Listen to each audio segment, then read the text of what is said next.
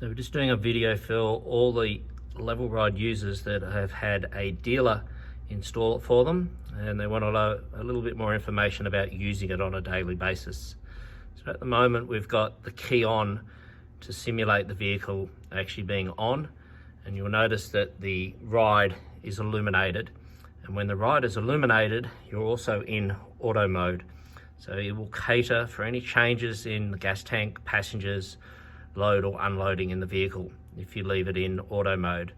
And this is done by essentially having your system set here on your settings. You would leave ride height on start on. You come down anytime you make a change, you hit save. Now the rest of the settings in here, if the customer's car has been set up, you really don't need to change any of these. If you change the tank pressure, you change the valve speed, you change the configuration or the accuracy, it'll force you to another calibration, and you have the option to cancel that before starting it. Otherwise you will lose your presets because it's sending you to a new calibration. So for daily use, we recommend that you don't make any changes to the system. You can then go around if you find on level ground that the vehicle's not quite level with a driver in the car, and you can make some minor adjustments just by tapping on the manual switch, measuring from the fender to the ground. And then when you're ready, you come back and you'll press and hold, and you'll see that the setting will save there as preset number 2, which is ride. So whenever you start the car now, it will stay where it needs to be. If you are looking to get in or out of a driveway, you would hit lift, and to do that you would just tap it once. You don't press and hold it. If you do, it'll save the position of where the vehicle is by pressing and holding on it instead of going to that setting. You'll also notice in my car that the pressures up here on the driver's side at the front is higher than the passenger side, and this is because obviously you've got a driver setting in the car.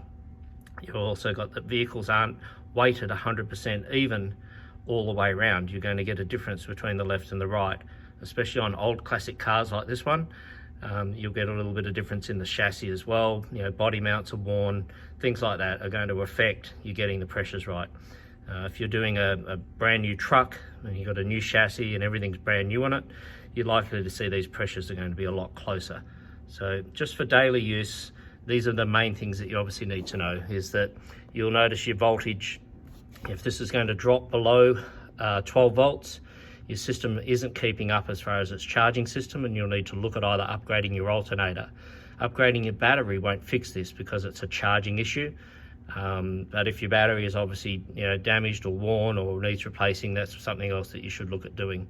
So just for daily use, just remember that to go to wherever you need to go, it's just a simple tap.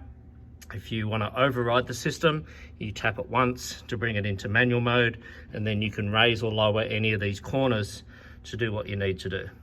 The foot brake, which is this one up in the corner here, this is when the system is braking, and it's very important that this wire is connected.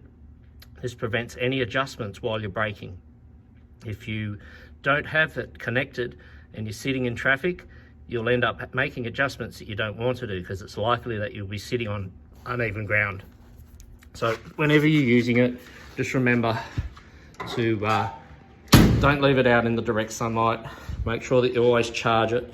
Up in the corner here, just next to the time, is the battery level.